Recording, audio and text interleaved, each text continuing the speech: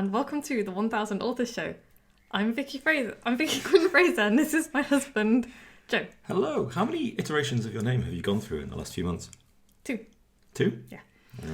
Just remembering. I've changed it by default now. It's great. Yeah.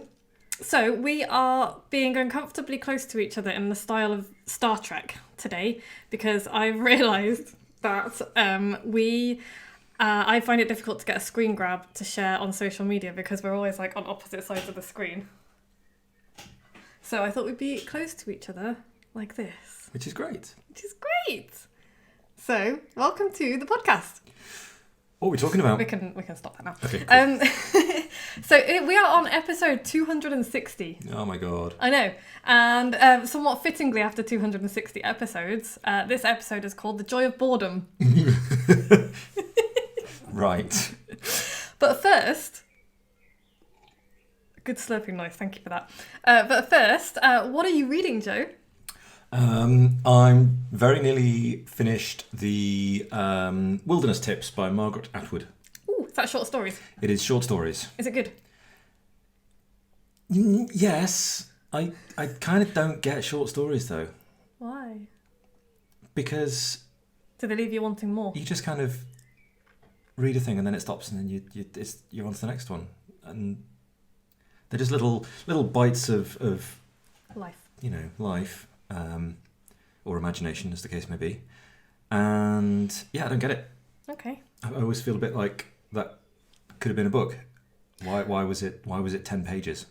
Because I think, do you know what? I think sometimes people write short stories for the sake of writing short stories because they want to write a short story. But I think other times short stories do later become longer books. Because, like you say, it's like, oh, that could have been a book. And maybe it doesn't become a book because the writer just isn't interested in it, which is perfectly reasonable. Or maybe it was just a standalone short story. Sometimes you've got to leave people wanting more. Yeah. I like short stories. I find them a little bit unsatisfying. Fair. That's fair. I am reading, my fiction book is The Book of Lost Things by John Connolly. I think it's John Connolly. It's definitely called The Book of Lost Things. Okay. And it's... So I wasn't sure about it at first. It's kind of like fairy tales. It's set in the Second World War because there's German bombers and things. Mm-hmm. And it's a boy who, honestly, I think needs a bit of a shake. Because he's just a bit of a brat. I mean, he has like a tough time and his mom dies and stuff, but then he treats his... Oh, well, yeah. He probably needs a good... Yeah, no, good disciplining. but his stepmother is lovely and he treats her like crap because he's a brat. So, anyway, so I got a bit annoyed with him. I sympathise with him because obviously it's really horrible, but then it was like, well, don't treat people like that. Don't be a brat. Anyway, and he disappears into this other world. And it's all about kind of fairy tales and a fairy tale world and all the rest of it. And I suspect there's something to do with, him retreating into a world that suits him. Mm-hmm.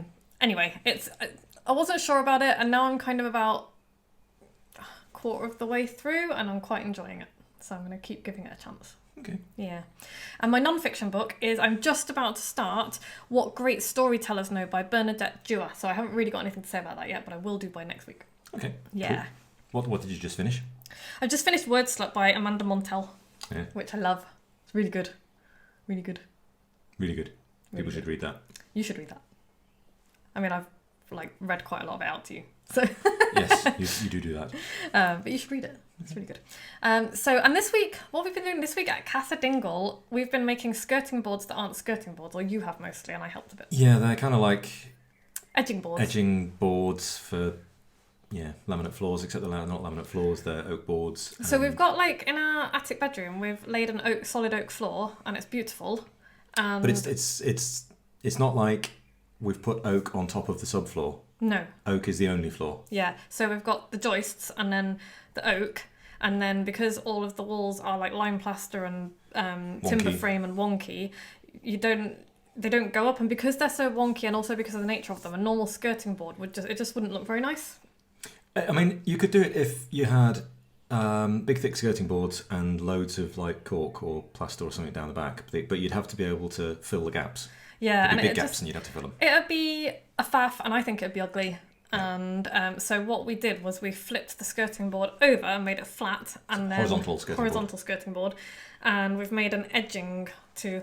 It's really lovely. If you go to projectdingle.co.uk, you can see what we've done, and I'll shut up about it. But also the other thing that we did was at the weekend we went for a walk around to see our neighbours because their goats have just had baby goats, and so I spent a happy half hour sitting on the floor in the stable, literally covered in baby goats, like 3 or 4 day old goats. They were climbing all over me and mountaineering onto my shoulders and bouncing around, and they are so cute. And they've got, their names are Curry the goat, Carrot, Cucumber, what was the other one? I can't remember what the other one was. Oh. And there's a baby tiny sheep. So, we've got our tiny sheep. There's a baby tiny sheep also called Cloud, and another baby tiny sheep on its way. So for this family, this year's animals are all beginning with C. Yes. In case you hadn't guessed. Next year it'll be D's. Yeah, they're so cute. And so yes, don't worry though. Curry the goat is not going to become goat curry. There's no way, because they are really soft on their animals and they're not breeding for anything other than fun. And also, I've said if it's going to become a goat curry, then I'm going to have the goat. we will get them a curry, and we will give the goat. I will have the goat. So yes, that is what we have been doing. And so I think we'll start talking about the joy of boredom. The joy of boredom. Okay. Starting with Victor Hugo and his flea-ridden blanket. I do not know much about Victor Hugo and his flea-ridden blanket, so I'm afraid this one's on you. It might not have had fleas, but I'm extrapolating from the available information. So, you've heard of Victor Hugo, right? Hugo. Victor Hugo. Yes. He wrote The Hunchback of Notre Dame, amongst other things. Yes. He was supposed to have delivered... A blanket. He had a blanket. He had a blanket. He was supposed to have delivered The Hunchback of Notre Dame to his publisher by July 1830. And right. July 1830 came and went, as did the publisher's deadline, whooshed over his head. Mm-hmm. Because Victor Hugo had been too busy gallivanting around with his buddies. And right. Basically partying around like it was 1899. And he did not sit down and do the damn work. And his publisher had kind of kept being like, and then lost their temper and were like, dude, you need to send this book that you promised us, or we're going to take all our money back. Mm-hmm. Which is what publishers tend to do when you don't send them things that you've been paid for. And he was like, okay. And having presumably drunk and partied all of the advances away. Almost certainly, yeah. And so he drama-llamaed his way around and wailed and gnashed his teeth and begged and pleaded and negotiated, and they extended his deadline to February 1831. Whereupon he decided that a grand gesture was called for. Mm-hmm. And so he got rid of all of his clothes. Right. Had them locked away, and I think got rid of most of his furniture as well, and just left himself a blanket. And it's the 1830s, so it was probably flea-ridden. Right. And because he only had this blanket, not even his underwear, it must have been really scratchy. And he couldn't go out. You can't go out in a blanket in the 1830s in Paris. If you're a gentleman of a certain standing, because you're basically naked in the streets with a flea-ridden blanket. And so he had no choice but to write. It was just and I think he'd given one of his friends, or possibly the publisher actually, strict instructions not to give him his clothes back until he'd delivered the manuscript.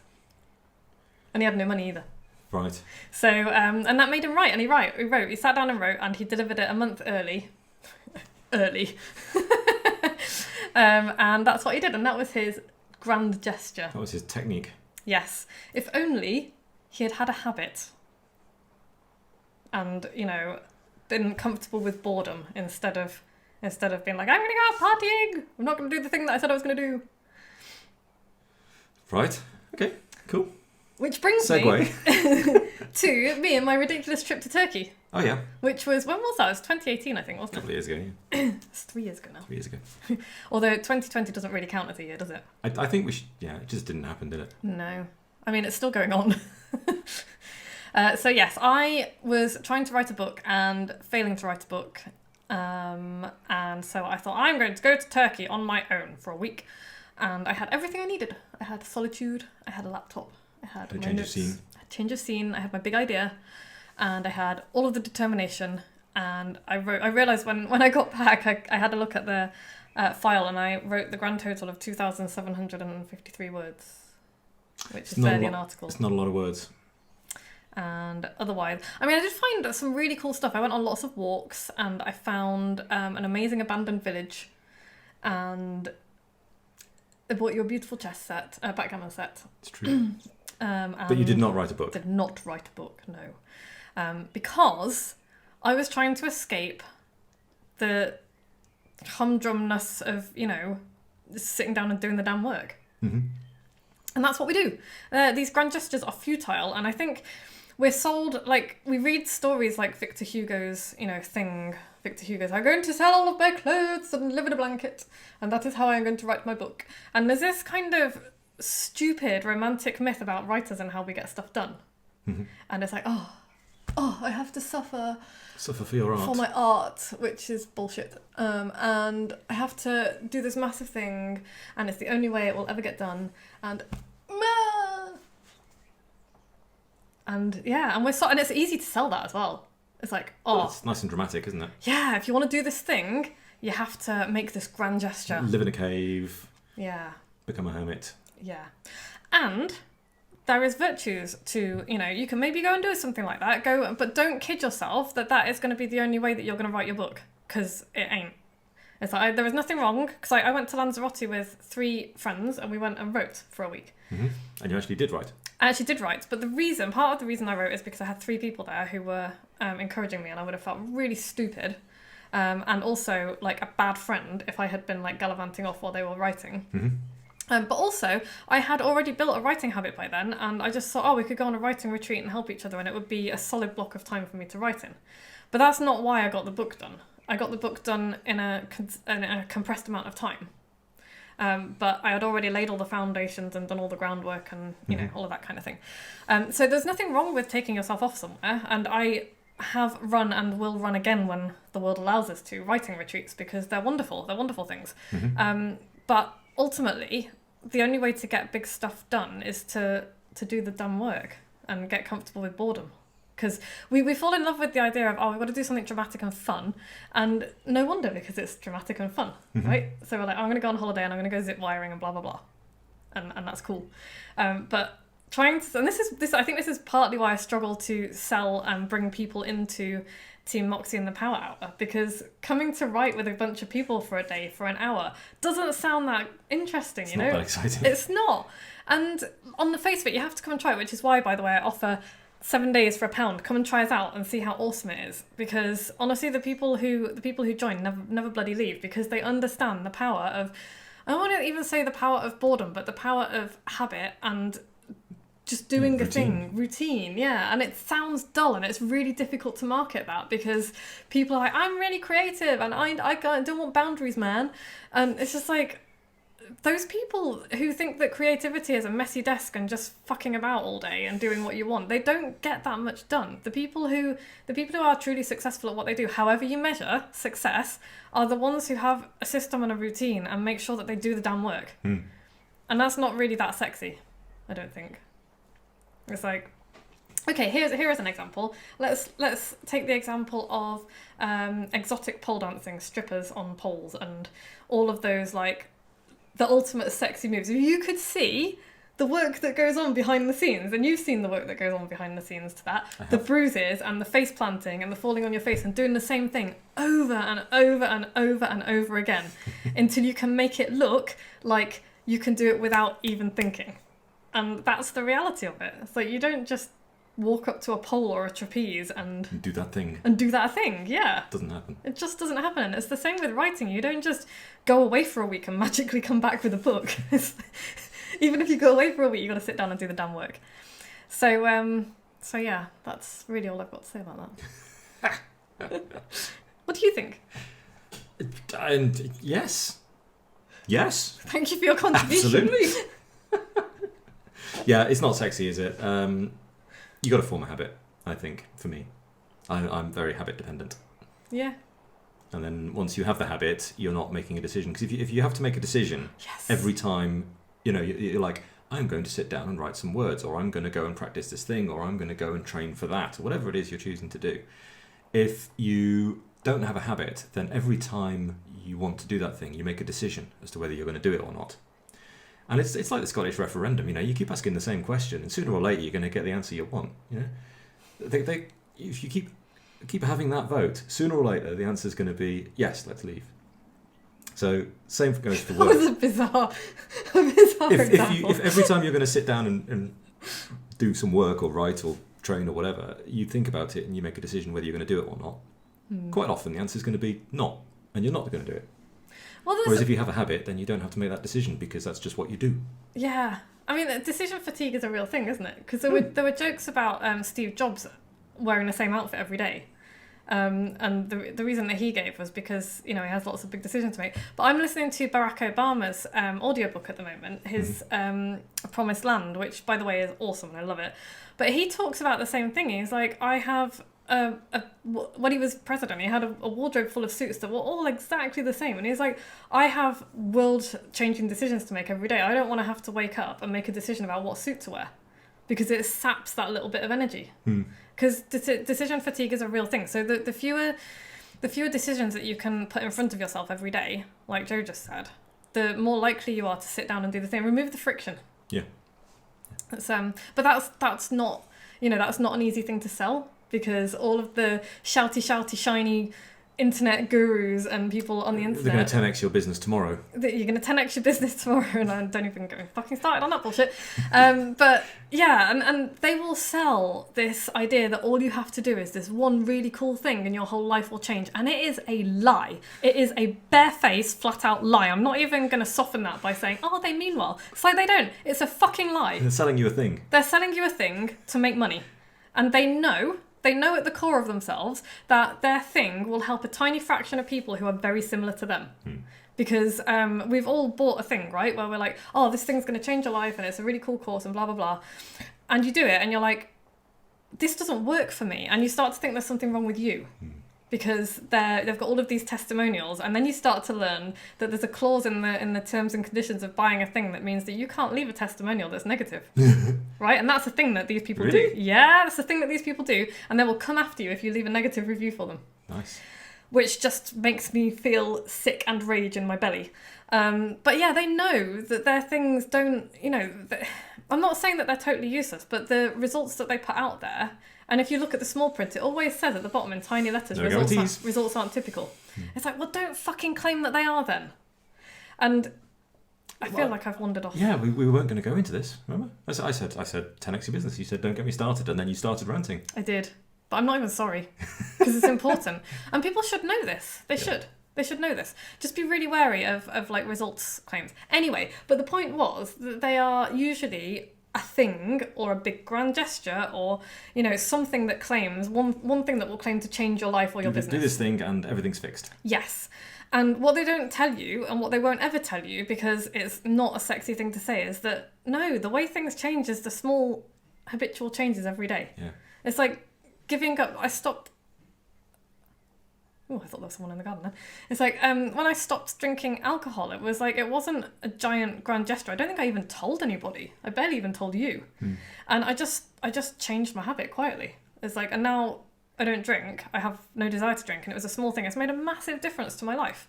And that's not a grand gesture where I'm like, I'm going to lock myself away in a cave and go cold turkey and have a terrible time and all. Yeah, it was just a really quiet habit change.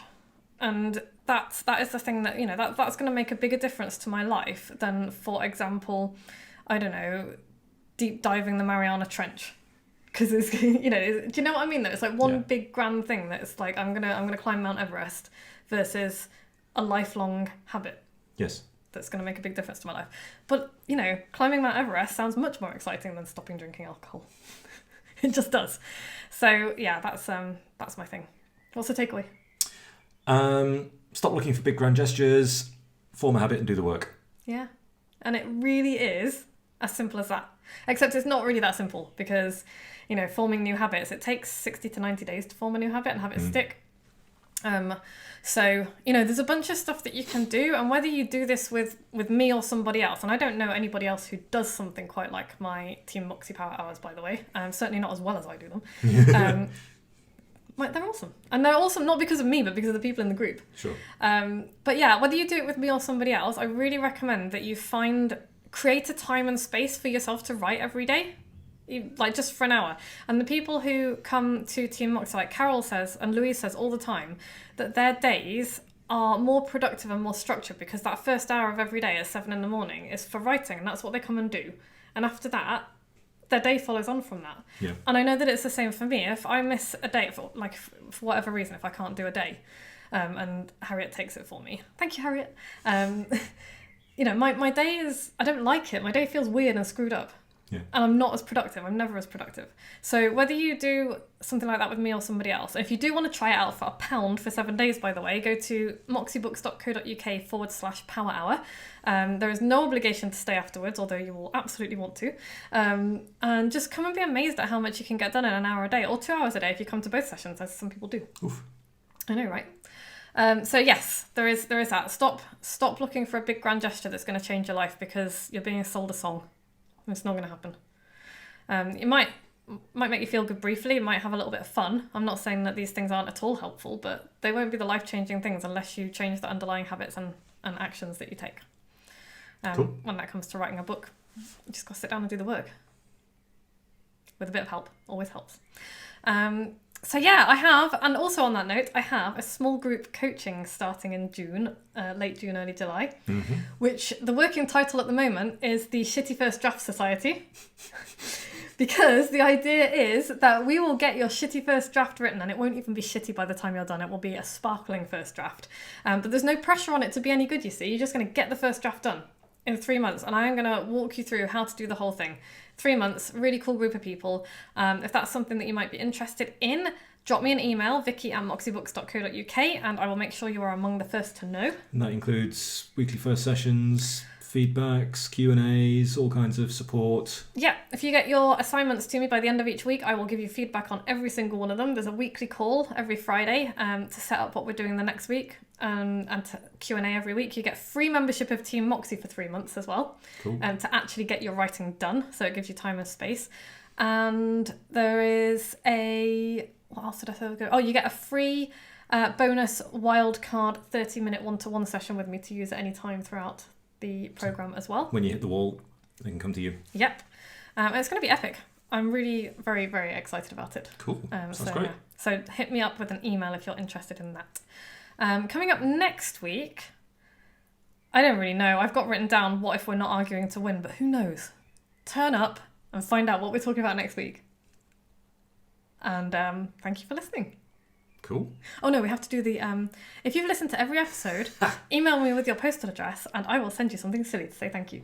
Cool. And if you like this episode... Rate it. 5 stars. Wherever you like to listen to your podcasts. If you could rate it on iTunes, that would be awesome. Please, thanks. And if you don't like this podcast... Other podcasts are available. Other podcasts are available. I'm not really sure why you're still listening to this one. But thank you, as always, dear listener, for listening to us ramble our way through this podcast. We'll see you next week. Yeah, I don't think there are enough tiny sheep or goats in our podcasts. Do you think? Yeah. We could get a sheep in here for next week. We're not getting a sheep in my office. Can you imagine? I think it'd be pretty cool. Bronson would just wee everywhere. Bring a sheep in. Good lord. No. Okay, no sheep. Bye!